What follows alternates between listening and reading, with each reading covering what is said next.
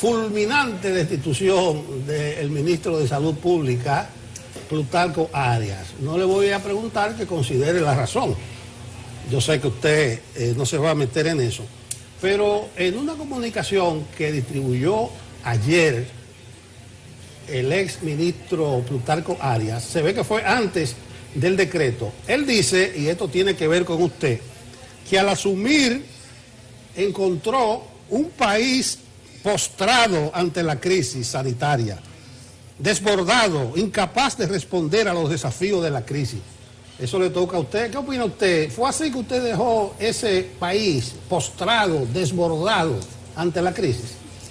El examen de la evolución del COVID en el país, objetivo, no bajo el amparo quizás emocional en que estaba el exministro cuando escribió eso, puede darnos luz sobre los diferentes manejos. Lo primero que debo decir es que es una falsedad y una ligereza decir que él encontró un país descompuesto. Que no encontró nada. Y que prácticamente no encontró nada. El que no tenía nada era yo, quien recibió una pandemia de la que ni el mundo siquiera estaba bien orientado, fui yo. Quien montó aquí todos los sistemas de planificación, que todavía ellos es la base que están siguiendo, fui yo. Quien trabajó, y cuando digo yo hablo del equipo que estaba trabajando en salud pública, porque no es personal. Si algo yo debo destacar en todo este proceso es la participación de equipos técnicos altamente calificados que teníamos disponibles allí. Por tanto, decir que el proceso de construcción y definir tratamientos que teníamos en el país y en el mundo no es nada. Cuando él llegó ya había esquemas de tratamiento muy bien establecidos, hecho en conjunto con la comunidad internacional. Existían lineamientos ya de planificación para el enfrentamiento.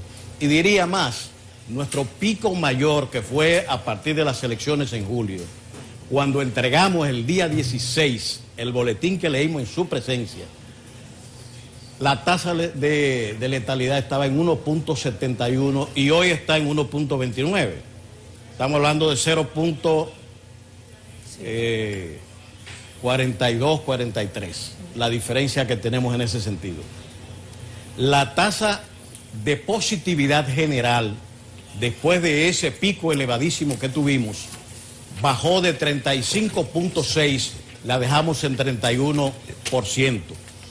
Y hoy está en 13.1 en el boletín de hoy, pasado ya el periodo navideño y todo esto, pero el pico incluso y la afección de Navidad fue mucho peor que lo que pasó en julio.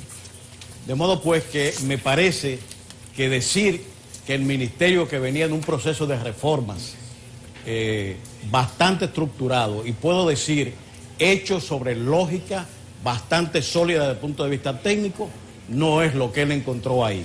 Yo creo que la descomposición se dio posteriormente con los desajustes que se produjeron en los organismos responsables de la conducción del COVID. Los técnicos que habían ganado toda aquella experiencia prácticamente fueron echados a un lado. Así es que yo creo que es un desacierto y una reacción emocional decir que se encontró un país que ni siquiera en el plano económico todavía este país podíamos decir que no tenía la inflación que tiene hoy. Eso no era algo que estaba pasando. Todavía el país resistía en el mes de agosto. Los embates que son claros, y eso lo quiero dejar bien establecido, el gobierno nacional, el anterior y este, no son, digamos, responsables inmediatamente directos los efectos sobre la economía, el impacto que está teniendo cuando el motor de la economía nacional, que es el turismo, ha sido afectado no por motivos internos, sino por lo que ha generado la pandemia a nivel internacional. Nadie está visitando y haciendo turismo a nivel mundial, por tanto, el hecho de que el turismo como motor generador de divisas se haya afectado, motivado en la pandemia, pues creo que no es un asunto para verlo desde el punto de vista político. Y esto se ha ido expresando en todas las otras factores. Lo que estamos mirando con la elevación de precios ahora, por ejemplo, con los combustibles, etcétera, pues es otra cosa. Y yo diría que también tiene que ver con las dificultades económicas generadas también por la pandemia, pero falta de experticia, bastante se pueden ver. Doctor Sánchez Cárdenas, quiero consultarle sobre una precisión que han hecho las autoridades del gobierno del presidente Abinader y que le competen directamente a usted. Ha dicho tanto el presidente Abinader como la vicepresidenta de la República, también el ministro Plutarco Arias, que en el momento de ellos asumir no se había hecho prácticamente, o más bien ningún contacto con los grandes laboratorios, con las farmacéuticas para comprar vacunas. ¿Cuál es la verdad? Utilizando además la última frase del señor Plutarco Arias en su mensaje, y la verdad os hará libre. Bueno, lo primero que tenemos que ver, que mientras yo estuve en mi gestión, se firmó el COVAX, que era una firma hecha con la Organización Mundial de la Salud, OPS. El COVAX es una suerte de canasta que se hace en perspectiva de que aquellas vacunas que fueran ya aceptadas y aprobadas por la Organización Mundial o autoridad competente, entraran dentro de ellas. Por tanto, en ese momento nosotros no teníamos a la vista ni una sola vacuna a la cual pudiéramos decirle, bueno, usted está investigando, había decenas de investigaciones por el mundo, como ya lo estamos viendo con los resultados de las vacunas. Por tanto, no estábamos en ese momento en condiciones de hacer negociaciones como la vicepresidenta ha sugerido. Hicimos lo que en ese momento era posible, hecho en una perspectiva a futuro. Todavía, habiendo yo salido, estamos hablando de fase 3 de las vacunas. Pfizer, Moderna, Sputnik, todas estaban entrando en fase 3 de investigación. Y AstraZeneca incluyéndola también, con muchos traspiés que salieron en los medios de comunicación. ¿Cómo me van a exigir a mí que yo haga una negociación con procesos que no habían concluido ni ofrecían todavía una perspectiva razonable para hacer una negociación directa? A ellos sí les tocó posteriormente ya las vacunas aceptadas por los organismos competentes. Ministro, el reciente, ahora también exministro de Salud, que ya es saliente, ha escrito una carta hasta cierto punto controversial, y él habla de que en salud pública funciona una mafia que se reparte el presupuesto de la institución. Y como anteriormente había dicho que encontró un desastre y que materialmente no encontró nada, nosotros entendemos que a usted hay que hacerle la pregunta obligatoria. ¿Usted conoce, era parte, sabía quiénes eran o cómo funciona esa mafia que se reparte el presupuesto de salud pública? Mire, yo no sé, eso habría que preguntárselo a él que lo aclare. ¿De qué mafia él habla? En mi gestión, los problemas que nosotros encontramos los enfrentamos. Sencillamente. Allí donde encontrábamos que había falta de claridad y transparencia, pues sacábamos ese personal y poníamos una dirección competente y honrada para realizar la labor. Y aquellos que entraban inmediatamente con alguna connivencia o cosa por el estilo, pues sencillamente se separaban de las funciones y se hacían las correcciones. A tal punto, quizás yo puedo señalar algunos elementos, si no sé a qué él le llama mafia. Ahora que se transfirió alto costo la compra a Promesecal, yo quiero que me digan, ese programa se fundó con 500 millones de pesos por el presidente Danilo Medina.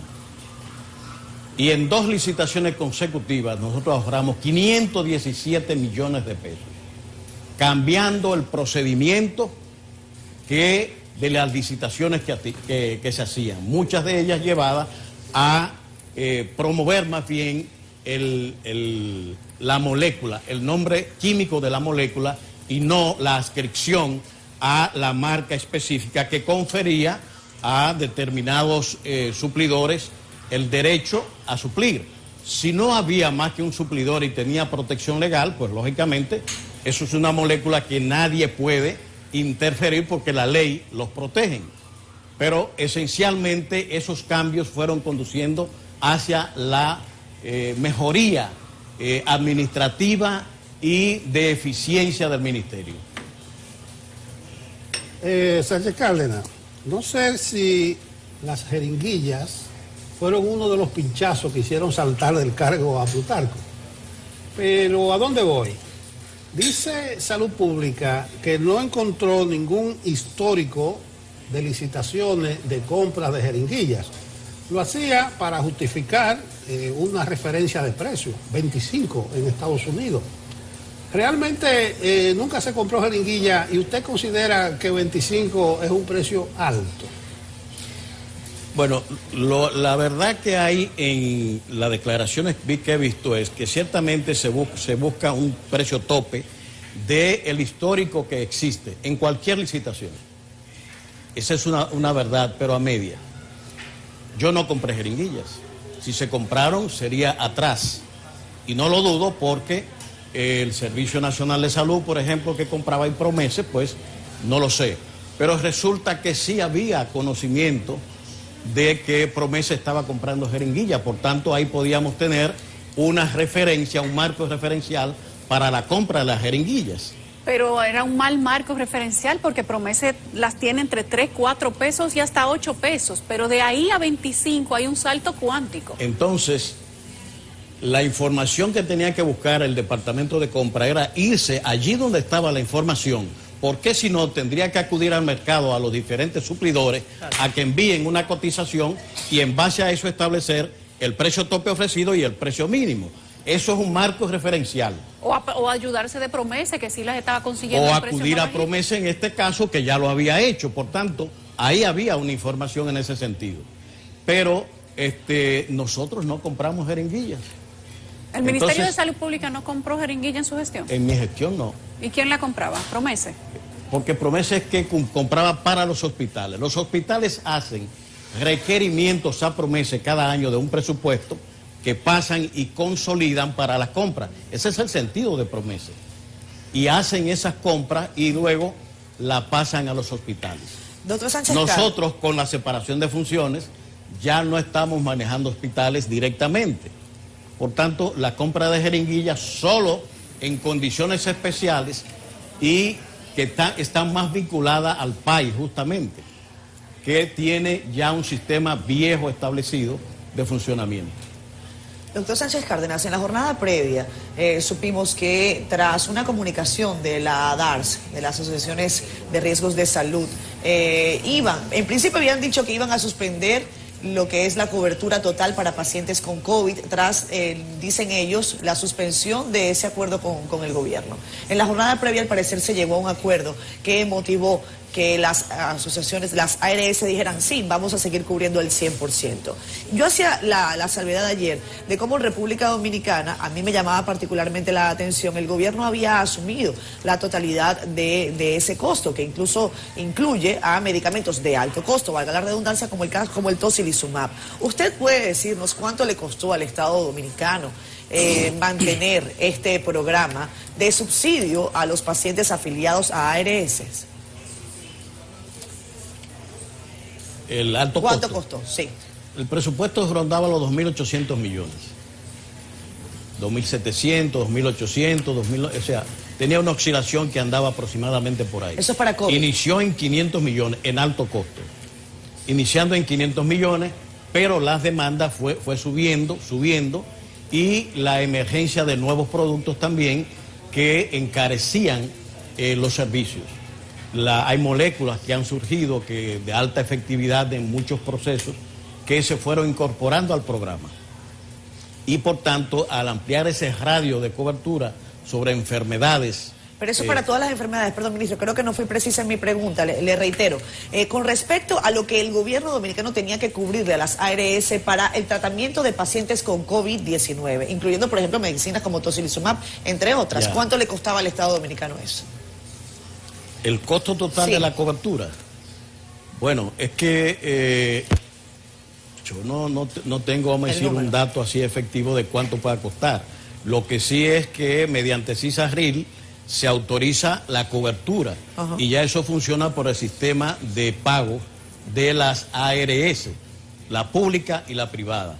hay una intervención en estos casos en el que en alto costo, por ejemplo con el tocilizumab y otros productos que se usaban en el COVID y que fueron, luego pudimos ver que la decisión de usar el tocilizumab, que no venía consignado para eso, el desarrollo clínico y la observación fueron incorporándolo y tempranamente República Dominicana tuvo la experiencia positiva y yo puedo dar nombres públicos que están vivos en base al tocilizumab.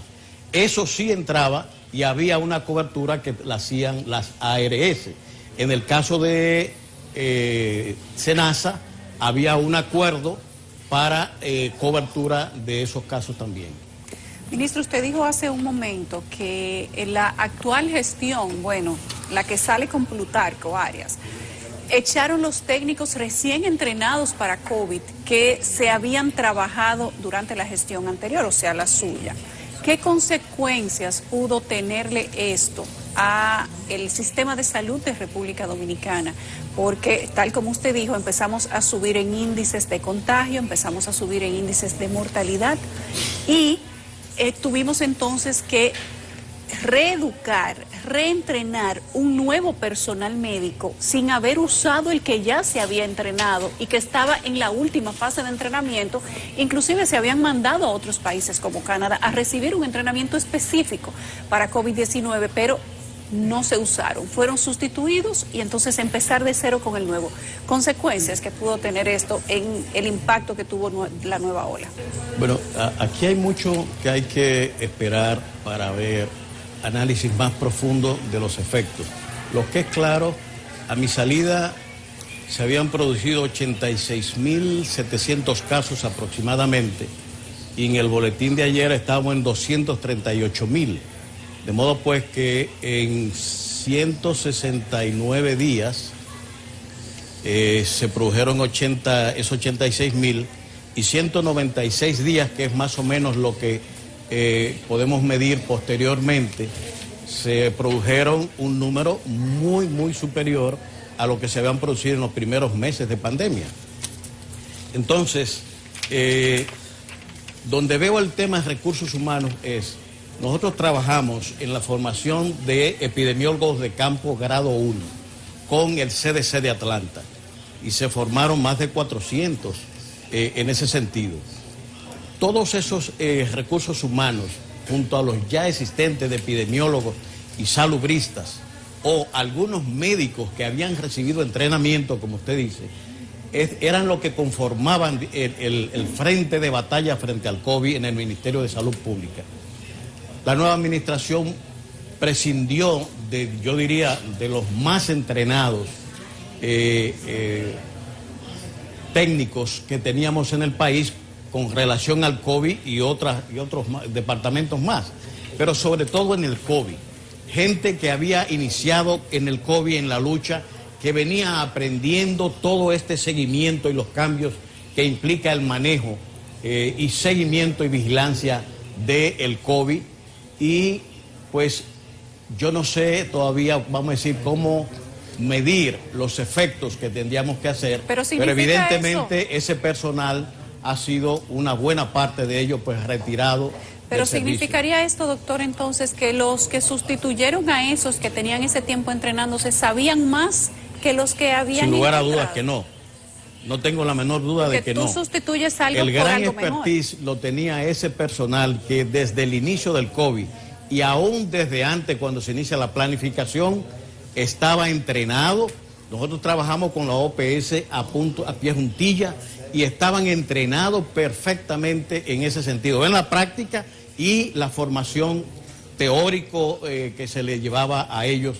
Y eso pues es insustituible. No se estaban dando dos procesos paralelos. Lo que quizás es bueno entender y me gustaría hacer la siguiente distinción. Habitualmente tendemos a confundir la acción clínico-médica, la que se da frente al paciente en un hospital, en una cama de hospital, con las medidas y acciones de salud pública y epidemiología, que tienen una naturaleza totalmente diferente y una metodología de acción totalmente diferenciada y por tanto con requisitos también diferenciados. Muy bien. Doctor, gracias.